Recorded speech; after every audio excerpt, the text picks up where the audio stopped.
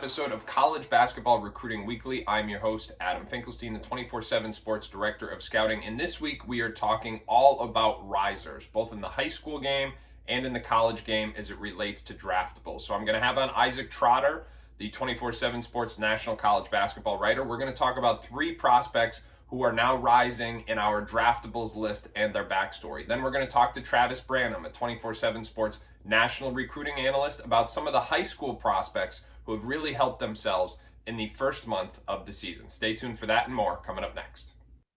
All right, going to welcome into the show 24/7 Sports National Basketball writer Isaac Trotter. And Isaac, the reason I wanted to have you on today is because I'm writing about draftables risers, as I've done in each of the last 2 years. And a number of these guys you have already covered in various pieces. A couple of weeks ago, you wrote a very detailed feature about Dalton Knecht, who is coming out of nowhere and really emerging as Tennessee's guy this season, and also putting his name on the NBA map. I'm going to get into that in a minute, but I wanted to go back first, encourage everybody to read that feature, just as Travis Branham encouraged people to do so last week, and get you to summarize it here. Like, how did he get to this point?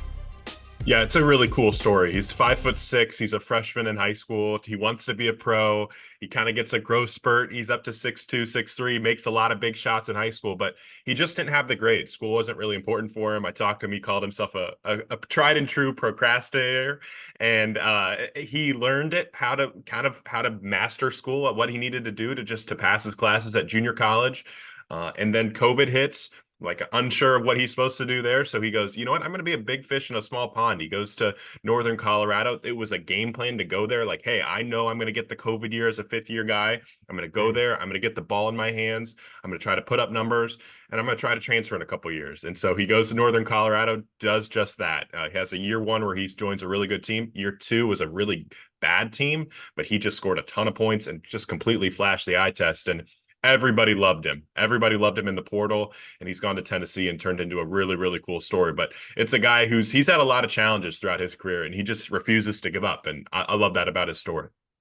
So I think what NBA scouts like is a few different things. One, it's the body. You know, the frame looks mature. We've seen a trend in the NBA in the last few years, like in the last 5 to 10 picks in the first round.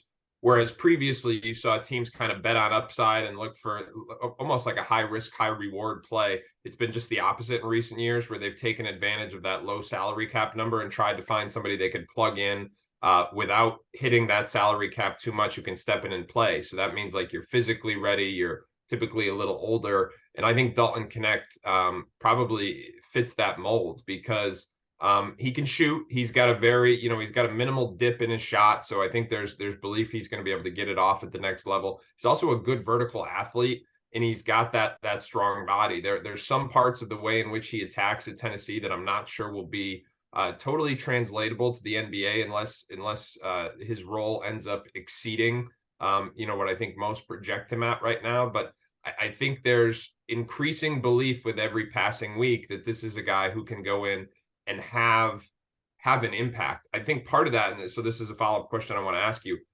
Going to Tennessee, you're going to play for Rick Barnes, a guy who you know is not going to put you on the floor unless you commit to the defensive end of the floor. This is not a player who was known for his defense, but I think is making strides, and I think that's resonating with scouts as well. What can you tell us about that? Yeah, I think going to Tennessee was a real conscious choice, because he knew if he could improve on the defensive end, he had a chance to be a pro. And we've seen some of the mistakes defensively, but I think you're starting to see a little bit of him understanding the scouting report and what he needs to be doing on every single time down the floor. And the big thing for me too is he's carrying a huge offensive load, and you have to play with so much energy defensively for what Rick Barnes wants you to do, and you're constantly flooding the paint. Like, it's pretty impressive that what he's doing from a physical standpoint too, to be able to, understand what he needs to do offensively and carry this. I mean, he has a 29% usage rate for that Tennessee team. The ball is in his hands a lot. He's playing point guard, a lot of possessions too. Yeah. And then to bring it on the defensive end, I think that says a lot, because he's not perfect. Rick Barnes says he's not perfect. Dalton Knecht admits he's not perfect, but I think he's really made real strides on that defensive end. That's why he went to Tennessee. All right, another prospect I want to talk to you about is Devin Carter. Now, admittedly, Devin Carter is not new to the draftables. We've seen him kind of get a lot of national media buzz in recent weeks. But this is someone who, was in the national top 100. I remember coming out of high school, I remember seeing him at Brewster Academy. It was during the COVID years, so like they weren't playing games. I would go in with the mask, be the only one in the stands, watch him work out. And I remember thinking, although at the time he was not their most celebrated prospect, I remember thinking, this is their best prospect. He committed to a South Carolina program with a head coach in Frank Martin, who I thought was a terrific fit for him because Devin Carter is a big, strong son of an NBA role player extraordinaire and Anthony Carter, and really bought into that mentality of like defensive playmaking, utilizing his length, being able to guard multiple positions, and then just having some instincts that translated on the offensive end of the floor as well. Frank Martin leaves South Carolina after last year. Devin Carter, after his first year there, Devin Carter goes into the portal, commits to Providence. What have you seen this year from Devin Carter that has impressed you? Because I also want to make note of the fact that you just wrote about him. You did an article on, correct me if I'm wrong here, but transfers who are blossoming in their second year at a program, in which you can check that out for Isaac. But what have you seen from Devin Carter this year, his second at Providence, but his third head coach in college, Kim English, this year, that has really resonated? The shooting has really stuck. Through the first 10 games, he's already hit 3 or more threes in 6 of those first 10 games. That's a huge difference from what he's seen in the past. I think he's shooting about 40% from three-point range on over 6 attempts per game. That's huge. But I love the rebounding too. Like he's almost at 8 rebounds per game as a 6'4"-ish guard. He plays with such tenacity, such effort on the defensive end. We know what he's going to be on the defensive end, and you kind of can translate that to the next level of what we expect. But you have to make shots. And so far this year, his ability to just knock down, catch and shoot threes has been a high level. And that changes the math for him. I think it changes completely what type of prospect he is. And it's really helped Providence too, because he's developing into, he's not their 1A. That's Bryce Hopkins' role, but he's kind of their 1B right now. And that's a really big deal for his stock now and for what Providence can do this season. If he can make shots, he's got a real chance to be an NBA role player. All right, third guy I want to ask you about is someone that that I believe you're going to be covering more, and you've certainly covered in the last couple of years out of the transfer portal. That's Jaylon Tyson. He is putting up some serious numbers at Cal. Before I give you my take on it, tell me his backstory. How did we get to this point? Yeah, he commits to Texas to play for Chris Beard a couple years ago, leaves early in the process to go to Texas Tech, a team that he was once committed to before in the high school recruiting process. He goes to Texas Tech, has a solid year. That team was pretty loaded as a sophomore, so he's kind of playing like, he's starting, but he's making a lot of catch and shoot threes. He shot over 40% from 3 for Texas Tech. He's kind of a defensive guy, 3-and-D kind of wing. If you want to throw those prototypes out there, that's what he was doing. The season does not go very well. He has an incident with Mark Adams. He hits the transfer portal, and the NCAA rules him ineligible under the 2-time transfer thing. And that was an egregious decision, a completely egregious, when you know the backstory of kind of what happened with his incident with Mark Adams and why Mark Adams was let go. Incident too, Correct. Right? Yeah. Correct. Mark Adams was let go for a insensitive racial comment that was directed towards Jaylon Tyson. And so he hits the portal. He goes to Cal. He was originally ruled ineligible. Now he got to play. Finally, thankfully, that was, a really, really bad decision that finally got overturned, and cooler heads prevailed with that one. And now he's turned into a stud. And Cal is a team that has to play him at point guard. I think that's a huge part of the analysis with Jaylon Tyson, but he's 6'7". We've seen him be a 3-and-D wing. This year, we're seeing what he can do with the ball in his hands, and he's put up huge numbers. His drives are fantastic. Like, obviously, he's a good three-point shooter, but the pressure he's able to put at the rim when he gets to his right hand and he's finishing at 6'7", 215, like he is a chiseled 215 now. He's a big-time player, and I think that Mark Matson's done a really, really good job putting the ball in his hands and letting him go to work for a Cal team that's a little bit undermanned, but they're starting to play a lot better lately. So a couple things on Jaylon Tyson. One, I think every year we see prospects who aren't necessarily getting a bunch of early hype from NBA draft media, especially this time of year, end up to kind of see their stock ascend throughout the process. And every year there's multiple guys who go in the first round that nobody was talking about 4 or 5 months earlier. If you asked me who would be some players to watch in that potential category, Jaylon Tyson is certainly one of those players. Doesn't mean that he's going to have that fade. It just means like, hey, this is an interesting guy who's showing some some really accelerated growth that we've got to pay attention to because he's got markers with the positional size, the body type you mentioned, the versatility now that we're seeing more passing coming from him. He comes from that defensive background where he's been in that Chris Beard, Mark Adams system. So he's going to be able to translate, or at least we know he's been well coached on that end of the floor. And now offensively, we're seeing a new side of him because he's got the ball in his hands. The shooting's going to be the interesting thing because at Texas Tech, he was above 40%, but only about 3 attempts per game. So he's really basically just taking wide open ones, getting a lot more volume so far at Cal, shooting a lower percentage. So it's going to be interesting to see how that number evolves during the course of the season. But certainly we're seeing playmaking, we're seeing passing for other people. So there's playmaking for himself and others.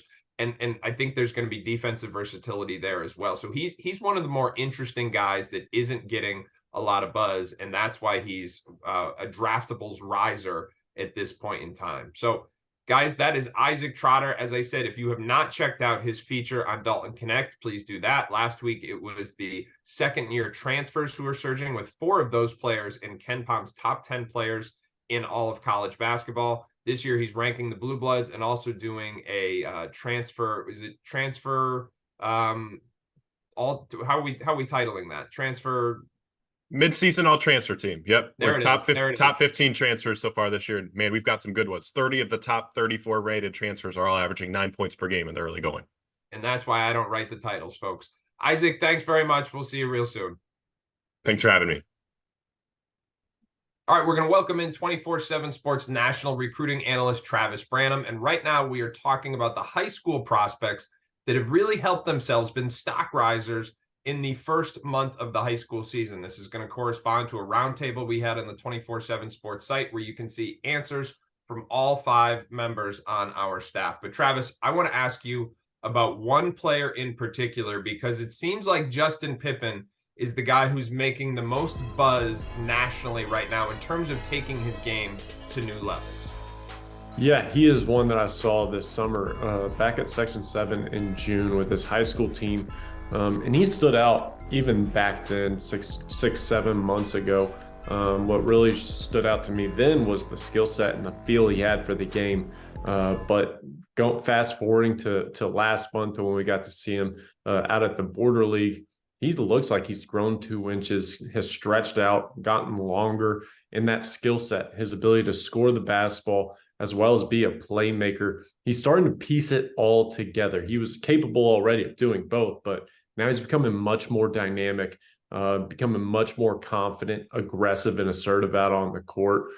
So when you look at his older brother, Scotty Jr., he was a late bloomer himself. I actually would say that Scotty Jr. was probably a bit further along in the development process at this same stage. He had a bit more of a physically developed body at this same stage, but Justin is bigger. He's more athletic, I would say. And the upside, there's a lot of untapped potential there as he continues to mature, especially in his frame.